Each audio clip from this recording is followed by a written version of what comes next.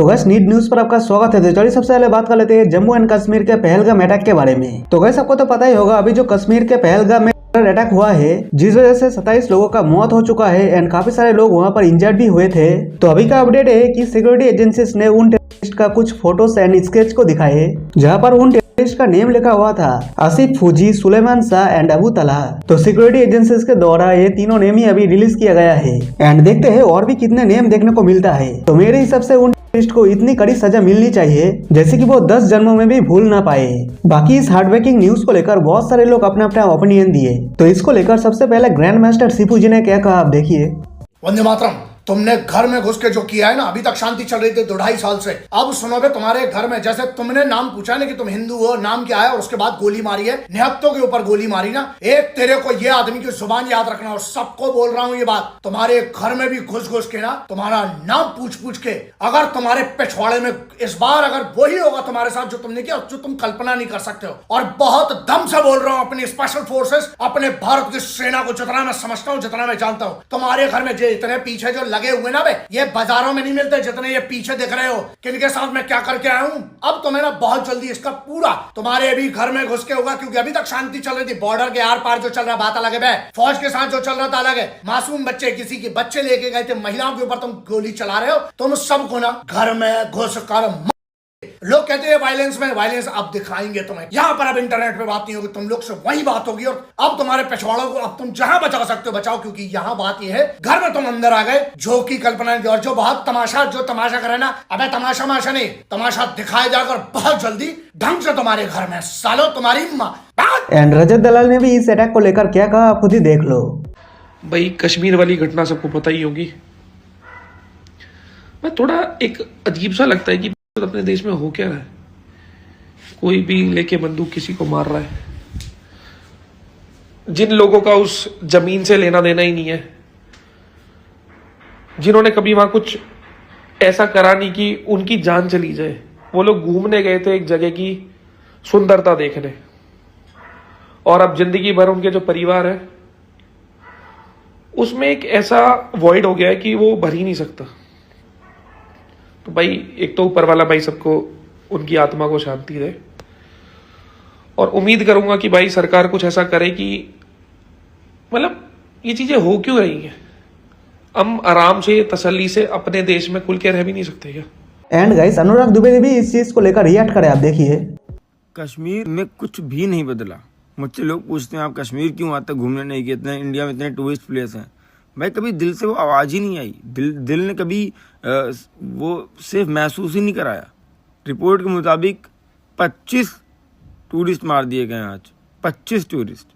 Terrorism ऐसा नहीं है कि गवर्नमेंट हमारी कमज़ोर है, गवर्नमेंट कर रही है, गवर्नमेंट अभी करेगी। ये जो भी ये हरकत किए हैं बचेंगे नहीं, ये बचेंगे नहीं। अम्मा बहन इनकी करी जाएगी, इनको भी कल परसों तक निपटना है, निपट जाएंगे। लेकिन होता क्यों है, होता क्यों है। और गाइस सिर्फ इतना ही नहीं, राजवीर सिसोदिया भी इसको लेकर क्या रिएक्ट करे आप देखिए।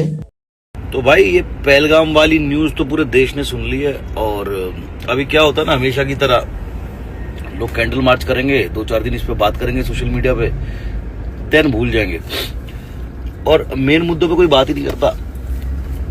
भाई ये जो आतंकवादी है चौधरी, मेरा तो सवाल ये आते कहां से हैं। मतलब कि इतनी सिक्योरिटी के बाद भी आसमान से तो गिरते नहीं है। इनके हथियार हमारे देश में कैसे आ जाते हैं, या हमारे देश में एंटर कैसे कर जाते हैं, इनके हथियार हमारे देश में कैसे आ जाते हैं जो ये बेगुनाहों को मार देते हैं। इनको लोकल सपोर्ट कौन देता है। अगर बाहर से कोई आतंकवादी आ रहा है कश्मीर के अंदर या जहां पे भी अटैक हुआ है पहलगाम में, तो भाई अगर कोई आतंकवादी है उसके पास हथियार है, कोई होटल तो देगा नहीं। होटल में चेकिंग होती है, किसी के पास हथियार है तो क्यों है, आईडी चेक की जाती है, तो कोई ना कोई लोकल सपोर्ट तो करता है। तो मेरा तो कहना ये है कि इनके साथ साथ इन मेरा तो कहने का मतलब ये है कि इन आतंकवादियों के साथ साथ उन हरामियों को भी उड़ाना चाहिए सरकार को, जो इनको लोकल सपोर्ट देते हैं, या जहां से इनको वो छूट मिलती है कि ये जिन रास्तों से आते हैं और इनको अलाउ कर दिया जाता है ना। इतनी फोर्स होने के बावजूद, इतनी पुलिस होने के बावजूद, इतने फौजी होने के बावजूद आतंकवादी हमारे घर में घुस जा रहे हैं और इस तरह से अटैक कर दे रहे हैं, कोई आम बात नहीं है।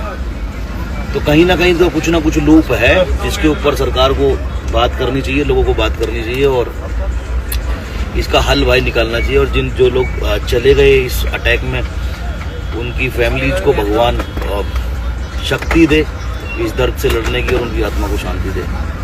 एंड गाइस, भुवन बाम भी पहलगाम अटैक को लेकर अपने इंस्टाग्राम पर स्टोरी देकर लिखे it most form of evil heart broken. And guys, Ashish Sanchlani भी इंस्टाग्राम पर स्टोरी देकर लिखे can not fathom this, they we are just on a normal vacation, truly scary. और उसके बाद अमित भद्राना भी इंस्टाग्राम पर स्टोरी देकर लिखे जवाबी कार्रवाई जरूरी। एंड हर्ष बेनीवाल भी अपने इंस्टाग्राम पर स्टोरी देकर लिखे Pahalgam attack on tourist is horrifying. Innocent lives targeted. Prayers of the victims. This brutality must be condemned. और सिर्फ इतना ही नहीं, कैरी मिनाटी भी अपने इंस्टाग्राम पर स्टोरी देकर लिखे I strongly, very strongly condemn the brutal, inhuman, insane and cowardly act of attack on innocent Pahalgam tourists. My heartfelt condolence and soulful prayers for the victims and their families. I personally and truly feel worthless and lost over such heinous act. And guys, इसी को लेकर cricketer, actors and और भी काफी सारे लोग इसके ऊपर रिएक्ट थे। बाकी आप लोग इस पहलगाम अटैक को लेकर क्या कहना चाहते हो, आप लोग कमेंट करके जरूर बताना। तो चलो इसके बाद हम बात कर लेते हैं आरजी बकेट लिस्ट के बारे में। तो गैस, आप लोग आरजी बकेट लिस्ट को तो जानते ही होंगे, जो कि फनी एनिमेशन वीडियो बनाता है। तो आरजे बकेट लिस्ट अभी एक चीज की वजह से काफी ज्यादा गुस्सा हो गए थे। तो गैस, आपको पता होगा इंडियन कम्युनिटी में फनी एनिमेशन को लेकर दो काफी बड़े यूट्यूबर्स है, जिनका नेम है RJ bucket list and not your type. तो आरजे बकेट लिस्ट अपने एनिमेशन क्वालिटी को टाइम देकर और भी बेहतर बनाता है एंड इसी वजह से उसका वीडियो साल में 1-2 बार ही आता है। लेकिन नॉट योर टाइप साल में 5-6 वीडियो डाल देते हैं एंड इसी वजह से उसका सब्सक्राइबर्स काफी तेजी से बनने लगे। एंड इसी को लेकर अभी ग्लोकस ने एक वीडियो डाला था जहां पर वो आरजे बकेट लिस्ट के इन्हीं सभी चीजों के ऊपर बात किए थे, जिसको देखते हुए आरजे बकेट लिस्ट अपने लाइव स्ट्रीम के दौरान उसको रिएक्ट करते हुए क्या कहे, उस वीडियो का एक छोटा सा क्लिप आपको दिखाते हो, आप देखिए।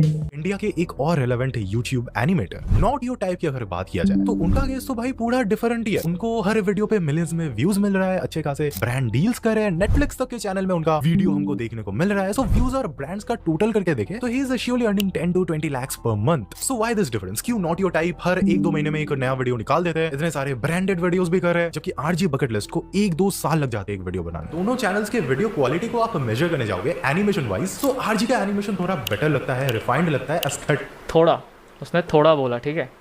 तो अब इस चीज़ में I start my first point कि तुम्हें एनिमेशन के बारे में कुछ नहीं पता, ठीक है।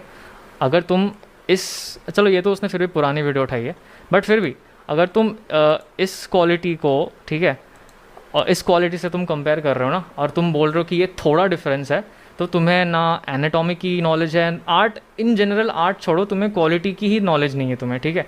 कि तुम्हारे आंखों के सामने रख दिया गया है, ठीक है, 2 चीज़ें, एंड तुम उसमें डिफ्रेंशिएट नहीं कर पा रहे हो कि कौन सा क्वालिटी बेटर है और उस पर कितने लेयर्स ऑफ काम लगे हैं, ठीक है, कितने लेयर्स ऑफ प्रोसेसिंग लगी है उस पाइपलाइन में, जितने भी लेयर्स है, सारे डिपार्टमेंट जितने भी है, सब मतलब कितना मेहनत लगता है उस चीज़ में, उस लेवल को अचीव करने में, ठीक है। मैं अपना लेटेस्ट वर्क की बात तो कर ही नहीं रहा हूँ मैं, ठीक है, मैं पुराने काम की बात कर रहा हूँ, जैसे कि, ठीक है। अब हालांकि ये नॉर्डो टाइप का लेटेस्ट काम है, ठीक है, जो स्टूडियोज मतलब उसके पास ऑफकोर्स टीम है, बट फिर भी ये उसका लेटेस्ट कामों में से एक है। और मेरा पता नहीं 3 साल पुराना होगा, शायद 2 साल पुराना वीडियो लिया उसने फर्स्ट लव का। तो चलो इसके बाद हम बात कर लेते हैं एलवी सैदब के बारे में। तो गैस, एलवी सैदब अज्जू 0008 के ऊपर रिएक्ट करे। जी हाँ गैस, आपको पता होगा एलवी सैदब के पहले की काफी सारे ब्लॉग में अज्जू 0080 को हर एक ब्लॉग में देखने को मिलता था एंड अज्जू 0008 के भी हर एक ब्लॉग में एलवी सैदब को देखने को मिलते थे एंड अभी की वीडियो में उन दोनों का एक भी ब्लॉग देखने को नहीं मिलता, जिस वजह से काफी सारे लोग बोल रहे थे क्या उन लोगों का फ्रेंडशिप टूट गया है, जिसको लेकर कुछ समय पहले अज्जू 0008 एक पॉडकास्ट में रिप्लाई भी करे थे, जहां पर उन्होंने बोला था ऐसा कुछ भी नहीं है, वो अपने लाइफ में बिजी है एंड मैं भी अपने लाइफ से अभी बिजी हूँ, जिस वजह से हम दोनों को एक साथ देखने को नहीं मिलता है। एंड इसी चीज को लेकर अभी एलवी सैदब ने भी उसके ऊपर रिएक्ट करते हुए क्या कहा, आप देखिए। आपकी और अज्जू सर की दोस्ती अभी कैसी चल रही है, बातचीत करते हैं आप लोग? नहीं, वो सब अपने अपनी लाइफ में बिजी हैं भाई, वो अपने भाई कुछ कर रहे हैं काम, हम अपने, मैं मुंबई इतना ज्यादा रहता हूँ, मुंबई हो गया या फिर किसी और स्टेट में रहता हूँ मैं ज्यादा। यहाँ मैं आया हूँ, कल ही तो आया हूँ, मैं घर पे भी नहीं जा पाया, अभी बस सुबह खाना लेने गया था। तो बहुत वो है, मिसमैच टाइमिंग है, वो कोई अपने बिजी है, हम अपने बिजी है, तो मैं इतना सोचता भी नहीं। दोस्ती तो रहती ही है, ऐसा थोड़ी एक टूट जाए। तो चलो इसके बाद हम बात कर लेते हैं फ्लाइंग बीस्ट के बारे में। तो गैस, अभी फ्लाइंग बीस्ट ने फेक पनीर आयोडीन टेस्ट को लेकर एक वीडियो डाला, जहां पर फेक पनीर टेस्ट को लेकर उन्होंने रिएक्ट करते हुए क्या कहा, आप खुद ही देख लो। 9% पनीर जो फेक है वो आयोडीन टेस्ट पास कर लेता है। सेफ्टी ऑफिसर्स ने रिसेंट रिपोर्ट निकाली कि नंबर 1 एडल्ट्रेटेड प्रोडक्ट मार्केट में जो है वो पनीर है। और कुछ दिनों पहले आपने देखा होगा हर एक इन्फ्लुएंसर कहीं भी जा रहा है साथ में आयोडीन लेके घूम रहा है, पनीर को टेस्ट कर रहा है। भाई आप पनीर की टेस्टिंग आयोडीन से कर ही नहीं सकते। मेरे को हो गया टाइम इस इंडस्ट्री में काम करते हुए। मिल्क आया, मिल्क से आपने फैट सेपरेट कर लिया, उस फैट से क्रीम से जो बनता है आपने घी बना लिया। अब जो मिल्क बचा बिना फैट के उसकी मार्केट में कोई वैल्यू ही नहीं है। उसमें फैट री इंट्रोड्यूस किया जाता है, उसमें वेजिटेबल ऑयल मिलाइए चाहे पाम ऑयल मिलाइए तो दोबारा फैट वाला मिल्क आ गया, उसको अब बेचते हैं मार्केट में या दूसरा काम उससे बनता है पनीर। तो यार उस पनीर में स्टार्च तो है ही नहीं, उसमें जो फैट मिलाया गया है वो वेजिटेबल और पाम ऑयल से आ रहा है। ये कोई भी आयोडीन डालने से आप पकड़ नहीं सकते। आप कितना भी आयोडीन लेके दुनिया भर में घूम लीजिए वो काला नहीं होगा क्योंकि उस पनीर में स्टार्च नहीं है। तो आप खुद ही हिसाब लगा लीजिए कि मार्केट में अब कौन सा पनीर मिल रहा है और कैसे टेस्ट करेंगे और कैसे खाएंगे। तो चलिए इसके बाद हम बात कर लेते हैं यूट्यूबर दोस्त वर्सेस नथिंग फोन के बारे में। तो गाइस का नथिंग कंपनी की तरफ से यूट्यूबर दोस्त को लीगल नोटिस भेज दिया है। तो हुआ है कि कुछ दिन पहले यूट्यूबर दोस्त ने नथिंग फोन को लेकर एक वीडियो डाला था जहां पर एक नथिंग फोन के कस्टमर क्लेम किया था उसके फोन एक्सप्लोड हो चुका है।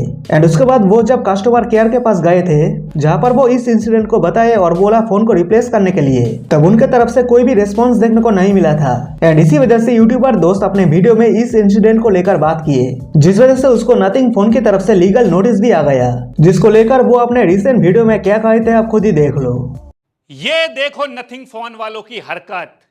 अभी जो मैंने लास्ट वीडियो बनाई थी ना जिसमें कस्टमर का फोन फट गया था, तो फोन को रिप्लेस करने के बदले, कंपेंसेशन की बात के बदले या सॉरी बोलने के बदले उल्टा मुझे ही धमका रहे हैं कि तुम बोलो सॉरी, वीडियो डिलीट करो 24 घंटे में वरना हम तुम पे केस कर देंगे। अपने कलीग टेक यूट्यूबर से गुजारिश करूंगा, कंपनी जिनके टाइम पे हम उनको प्रमोट भी करते हैं, अब ये एक फोन फट गया है तो ये उसमें मदद नहीं कर रहे बल्कि उल्टा इन्फ्लुएंसर पर प्रेशर बना रहे हैं वीडियो डिलीट करने के लिए। आप लोगों से गुजारिश करूंगा कि इसमें मेरा साथ दें। अगर मेरी गलती निकलेगी तो मैं 100 बार सॉरी बोलूंगा, लेकिन यहां पर वीडियो वगैरह में सारे प्रॉपर प्रूफ, स्टोरी, कस्टमर ने जो बताया वहां पर आप भी सुन के डिसाइड करें। और ये कोर्ट जाना चाहते हैं तो चलो भैया कोर्ट भी चलते हैं, यहां भी देख लेते हैं, अब जो होगा देखा जाएगा। तो गाइस आज के लिए बस इतना ही, और इसी तरह रेगुलर अपडेट रहने के लिए चैनल को लाइक एंड सब्सक्राइब भी कर देना है। तो मिलते हैं नेक्स्ट वीडियो में, तब तक के लिए जय हिंद, वंदे मातरम।